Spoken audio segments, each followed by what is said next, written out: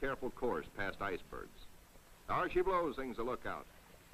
There she breaches, close aboard. These huge whales measure up to 80 feet long, and each yields oil worth more than $2,000. The radar watch informs the bridge they have picked up a big ship, a Norwegian whaler, with her killer craft in close company. The Norsemen report the heaviest ice pack in 40 years. This year, they tell the Americans they're staying to the north of the ice. The Norwegian captain urges, exercise extreme caution. The American fleet proceeds. Here is the most treacherous navigation in all the 7 seas, with every floe, every berg a potential killer of ships. 7/8 of a berg lies underwater. Its jutting ice foot can slice into a ship like a can opener into a can. Ahead, the sky shows white streaks, the telltale ice blink, the warning reflection in the sky of the great pack. The ships meet their first tabular, the tabletop berg found only in the Antarctic. These tabulars are huge chips from the great ice barrier. They measure as long as 40 miles and are counted not in acres, but in square miles. The ships must follow a twisting, turning sea alley, cleared by the icebreaker. The submarine, Senate, brings up the rear. New formed ice, known from its shape as lily pad ice, offers no trouble. It is the bergy bits and the bergs themselves that form the hazard for the submarine.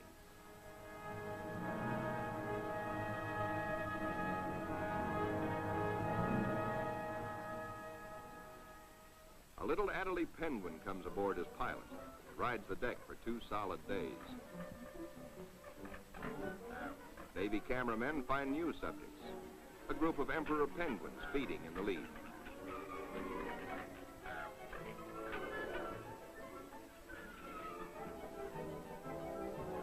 Lookouts spot a flock of snow petrels, those hardiest of birds.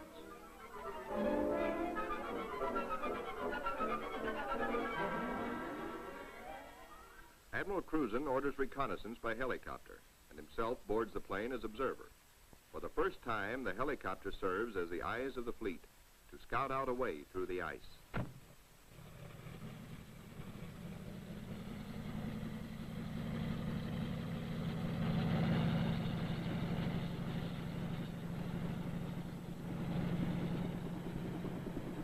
Somewhere to the south, Cruzen hopes to locate better going, perhaps a lead heading toward Little America. Beyond the brash ice, at first he can spot only isolated lakes. At last he sees his lead. Reconnaissance by helicopter has paid off. And just in time, for the helicopter's gas is running low. The long practice hours of pinpoint landing have not been wasted. The Admiral is safely back aboard. Cruzen changes course to head the fleet toward his lead. No open roadstead here, no channel markers. The turn is difficult for the big ships. Now to the men of the fleet comes one of nature's weirdest pictures, the Antarctic twilight. Eerie greens and pastel blues. Men who look grow silent, but long remember.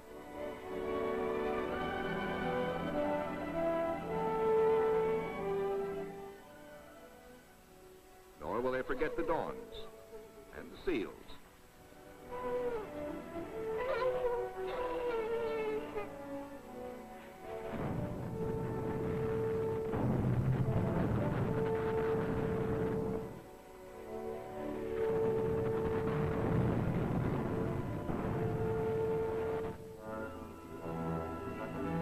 The voyage through the pack was to have taken 3 or 4 days, but a week has passed, and the task force has made only 100 of the 600 miles across the pack. An emergency radio to the north wind summons instant help. The submarine, Senate, is caught. The jaws of 2 ponderous pressure flows have closed in, locking her in a white vice. The submarine is in acute danger of being sunk.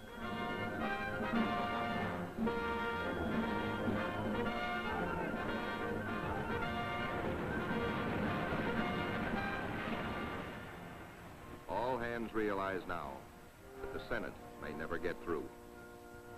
Cruzen signals, resume course.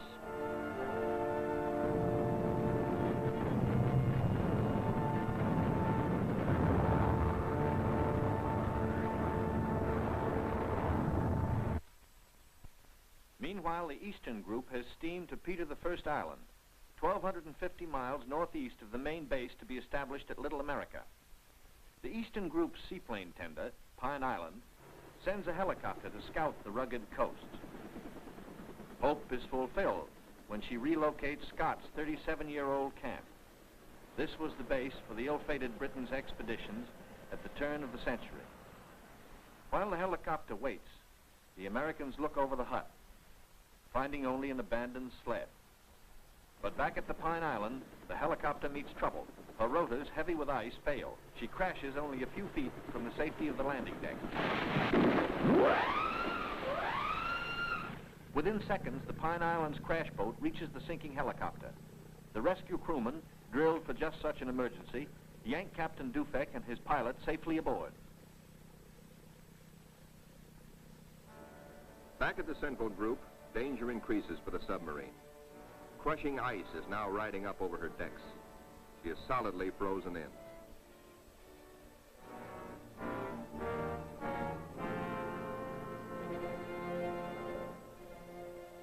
The Senate's situation is desperate. Clearly, she cannot undergo further risks. There are 85 men aboard. The ice locking her in is a solid pressure field spotted with bergs. She must be taken back. The North Wind cannot get the fleet through if constantly halted to rescue the submarine.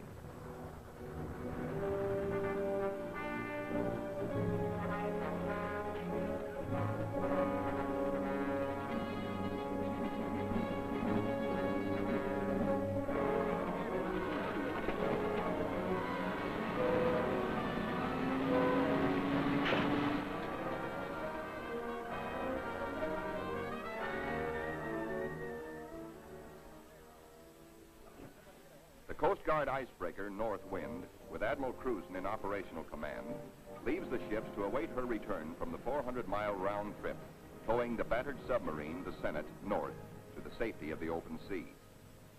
1,200 miles to the west, 10 men set out from the western wing of the expedition on a hunt. For one of the seaplane tender Currituck's missions is to bring back specimens for the Federal Fish and Wildlife Commission. The marine marksmen storm the ice floes.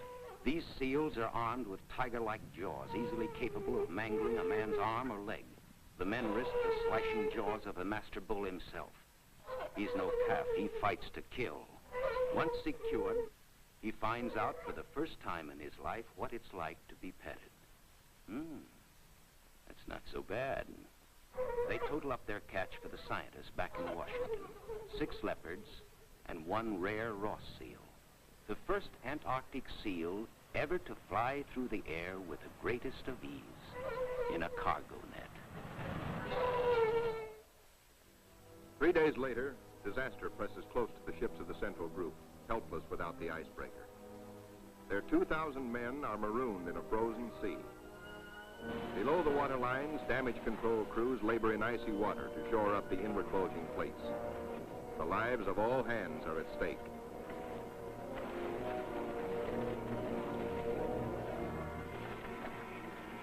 The radio flashes an SOS to Cruzen 200 miles to the north. Quickly, he orders the submarine to go on by herself to Scott Island and there operate as a weather reporting station. And now begins a race against time well worthy of high place in the traditions of the United States Coast Guard.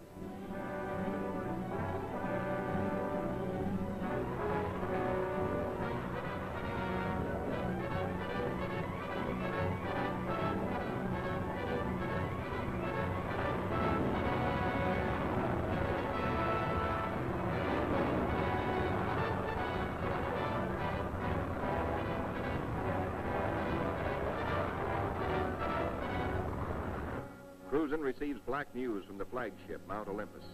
Already 5 frames forward stove in, more weakening. Only the North Wind can bring salvation to the 2,000 men of the stricken fleet. Dr. Seipel, Army ice veteran, volunteers to test the floes. If the ships must be abandoned, will the ice support the survivors? Cruzen awaits Dr. Seipel's verdict. Seipel reports the ice cannot be trusted.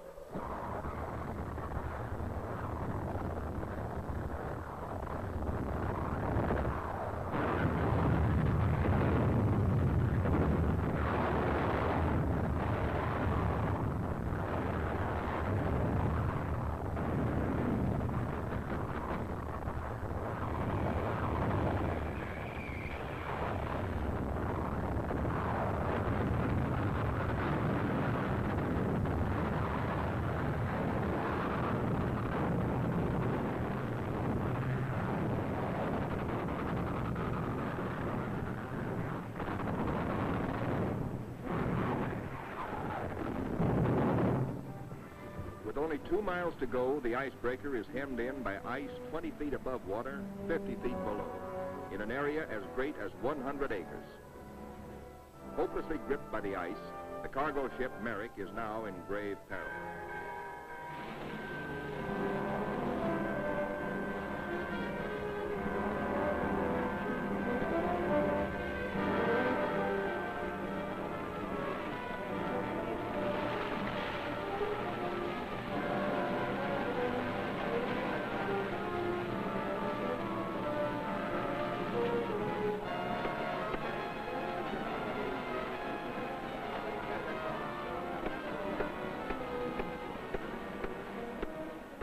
From the icebreaker, the fleet is now in sight over the pressure ridges. The desperate struggle of the north wind to reach them seems hopeless at times. The icebreaker counts her gain by yards now. Captain Thomas dares passages that normally he would avoid.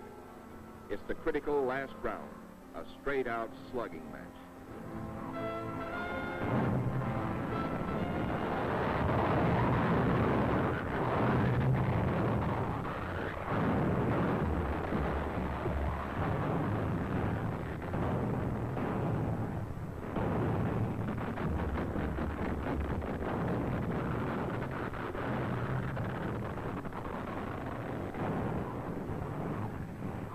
The north wind reaches the nearest ship, the Yancey.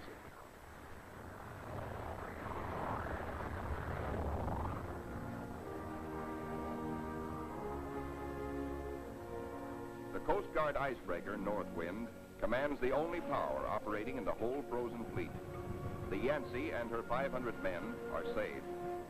Next, the Merrick, heavy in the water with a hole in her bow below the waterline.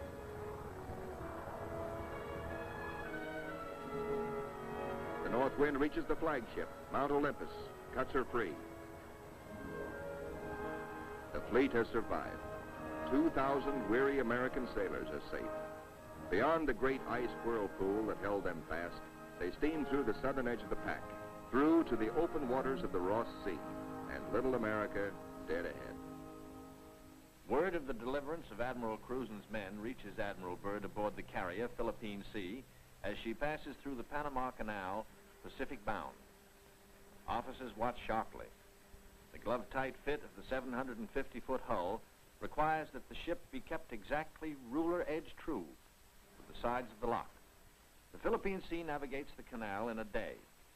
As she heads south in the Pacific, Admiral Byrd devotes all his time to the flight ahead, perilous but of vital importance to naval aviation. Never before have such huge planes attempted carrier-deck takeoffs. Never before have wheels and skis been combined in one landing gear. The wheels for deck takeoffs and the skis for landings on ice. The grave risk is that one may interfere with the other and bring disaster.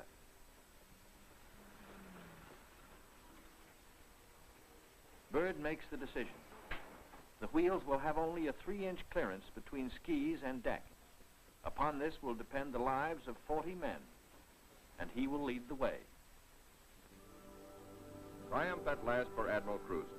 The entrance to the Bay of Whales, the famous 400-mile Ross Barrier. The Admiral can now relax. He, an American admiral, has brought a modern fleet for the first time into the innermost waters touching the great unknown continent of Antarctica. This is an historic moment. At long last, Admiral Byrd has realized his dream of many years of reaching little America with men and ships of the United States Navy. Reception committee. Hey, gang, hurry up. Get the big penguins in our bay. Big penguins, bigger than emperors. And big black mountains that move. They walk like us, but not quite the right way.